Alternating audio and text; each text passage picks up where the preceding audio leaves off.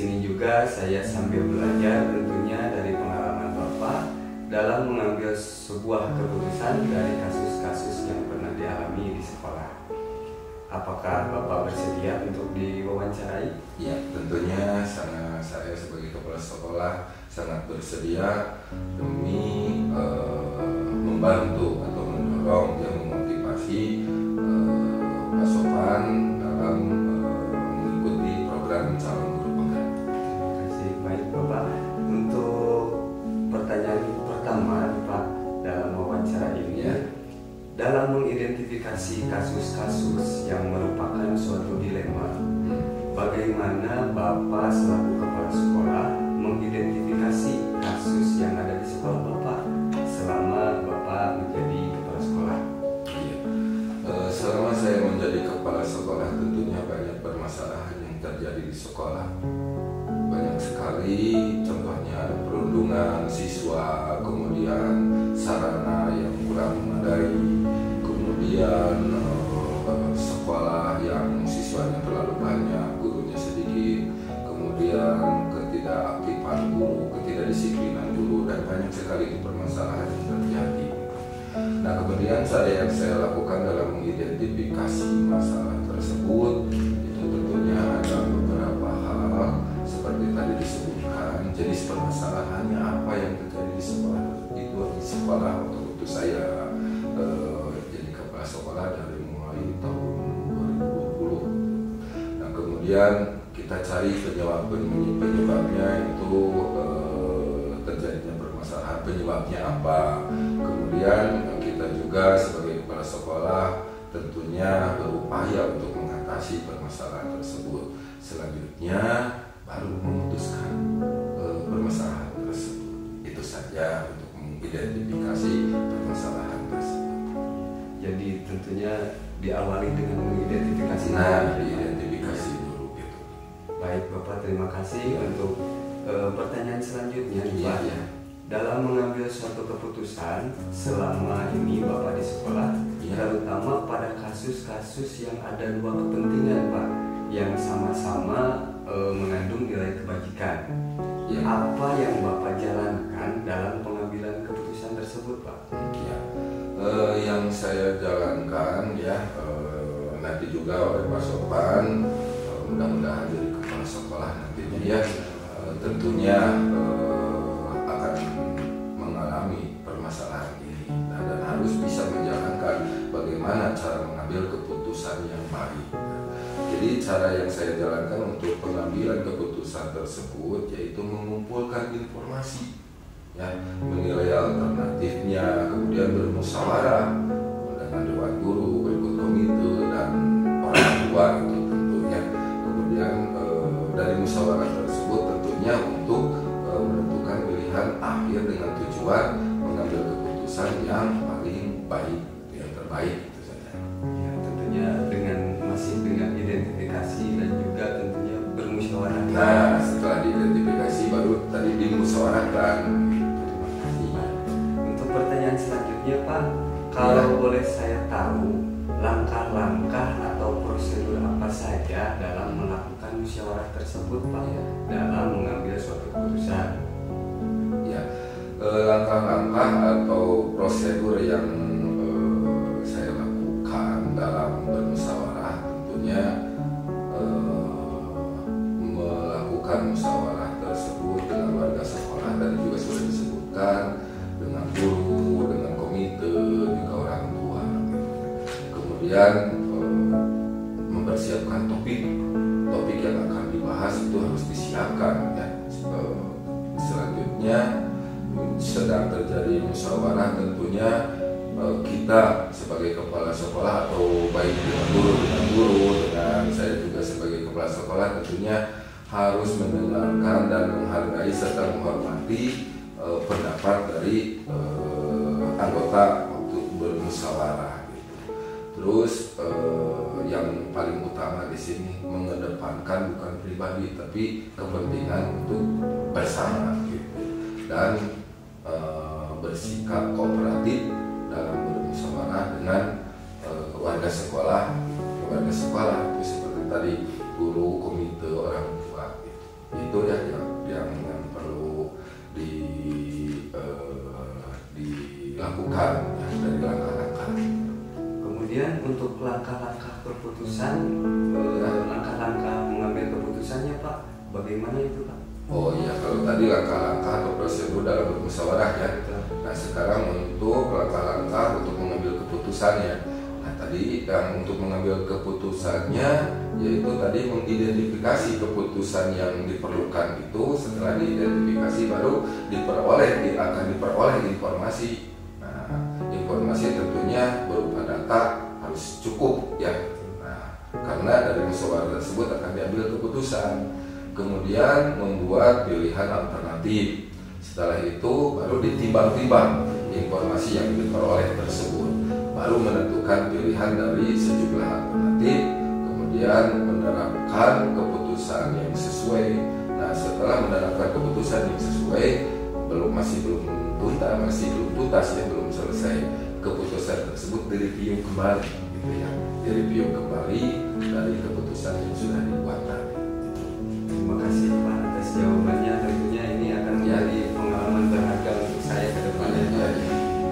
Baik Pak, untuk pertanyaan selanjutnya nih Pak, apakah selama ini yang Bapak anggap efektif di dalam pengambilan keputusan Pak? Oh, yang saya lakukan ya, selama saya menjadi kepala sekolah, dari permasalahan tersebut ya, permasalahan yang dianggap efektif untuk diambil keputusan, tentunya mengenali bahwa dari permasalahan tersebut ya tentunya ada nilai-nilai yang bertentangan dengan permasalahan ya. Kemudian menentukan siapa yang terlibat dalam permasalahan tersebut. Nah setelah itu baru menentukan fakta-fakta yang yang relevan ya. Nah, kemudian baru diuji benar dan salah. Kemudian diuji juga benar lawan benar. Nah, setelah itu baru membuat keputusan dan direfleksikan atau direnungkan kembali keputusan tersebut. Ya. Selanjutnya Pak, selama Bapak menjadi kepala sekolah, kemudian di dalam mengambil suatu keputusan, tentunya Bapak menemukan ya ada tantangan ya. Bolehkah saya tahu Pak tantangan yang Bapak hadapi selama Bapak mengambil suatu keputusan tentang kasus-kasus di sekolah Bapak? Ya, dalam bermusyawarah, untuk bermusyawarah dalam mengambil keputusan, tentunya tidak ada yang mengambil keputusan yang langsung saja tuntas. Pasti ada tantangan, pasti ada halangan, rintangan yang dihadapi. Nah, untuk tantangan yang dihadapi selama mengambil keputusan dari kasus-kasus ya di sekolah gitu ya, yaitu adanya perbedaan pandangan. Ya, itu yang menjadi tantangan, perbedaan pandangan di antara kedua belah pihak. Nah, jadi kedua belah pihak itu yang terlibat dalam kasus sehingga yang mempersulit tercapaian kesepakatan. Ya. Terima kasih Pak atas jawabannya. Yang selanjutnya Pak, di dalam kasus ini mungkin ada suatu kasus yang memang harus bisa segera diselesaikan. Bentuk atau prosedur apa yang Bapak lakukan dalam memilih atau membedakan antara kasus yang harus segera diselesaikan dengan kasus yang bisa ditunda dulu untuk penyelesaian? Oh iya, untuk prosedur yang dilakukan dalam memilih atau membedakan antara kasus yang harus segera diselesaikan atau kasus yang biarlah ditunda dulu. Ya menurut saya itu pengalaman itu saya pernah melakukan ya, untuk permasalahan atau kasus yang harus segera diselesaikan adalah ya kasus yang mudah saja dan tentunya yang sudah terkumpul informasinya, data-datanya yang tadi sudah diidentifikasi, kemudian itu baru dimusyawarahkan dan diambil keputusan. Nah sementara yang kasus yang ditunda dulu yaitu kasus yang rumit, di mana kasus yang rumit itu adalah kasus yang memang datanya belum terkumpul, datanya belum ada, ya mau dimusyawarahkan bagaimana, mau diputuskan bagaimana, ya itu ditunda dulu gitu. Itu menurut saya gitu ya. Bisa dipahami Pak, terima kasih.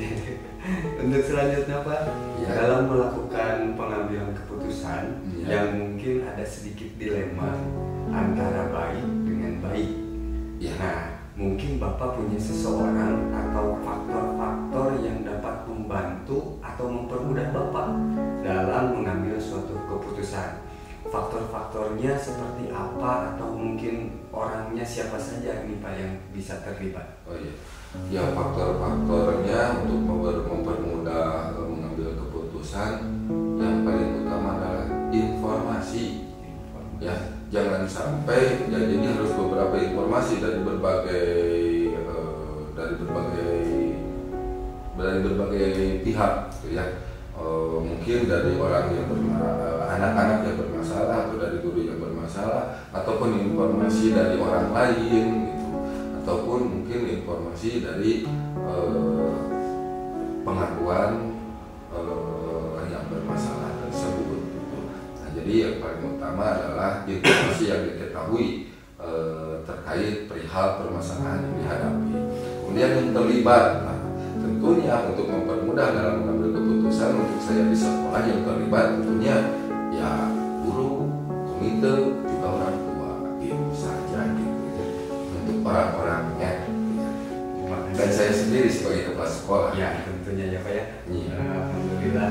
Terima kasih Pak atas waktunya Iya. untuk melakukan sesi wawancara bersama Iya. saya Iya. terkait pengalaman Bapak bagaimana dalam pengambilan keputusan. Iya. Tentunya dari pengalaman Bapak ini insya Allah menjadi pembelajaran khususnya bagi saya untuk kedepannya dalam mengambil suatu keputusan supaya bisa lebih bijaksana Iya. seperti itu dalam memutuskan dan bisa mengkaji dari berbagai pihak. Mungkin dari suatu kasus itu seperti kata Bapak tadi tidak langsung bisa diputuskan begitu saja. Iya. Kita harus bisa mengidentifikasi dulu, kemudian mencari informasi dan bermusyawarah untuk menentukan apa yang akan diambil dari kasus-kasus tersebut dalam penyelesaiannya. Terima kasih Bapak atas waktunya. Ya, Semoga sama-sama. ini dapat memperlancar saya dalam Ya. mengikuti pendidikan guru penggerak Ya. anak-anak sebelum ini. Ya, ya juga dan saya juga ini mohon maaf ya, barangkali mungkin dari jawaban saya kurang berkenan, mungkin masih ada kekurangan gitu. Tapi ini ya memang saya melakukannya seperti itu gitu. Dan kalaupun memang ada kesalahan ya jangan ditiru, dan saya berharap ya Pak Sofan kedepannya ya, menjadi sosok guru yang memang dianut itu dapat mempermudah atau dapat melaksanakan jika ada permasalahan segera diselesaikan dengan cara tadi apa, diidentifikasi dulu, dimusyawarahkan, dicari data-datanya, setelah dimusyawarahkan baru diambil suatu keputusan. Jadi jangan main hakim sendiri. Barangkali kita salah apa ya, jadi menuduh memang yang benar gitu. Nah, jadi harus betul yang salah, yang benar gitu. Baik, pengalaman yang sangat berharga bagi saya tentunya Pak. Ya. Terima kasih banyak. Ya, atas sama-sama waktunya. ya. Terima kasih Pak Sofan. Waalaikumsalam warahmatullahi wabarakatuh.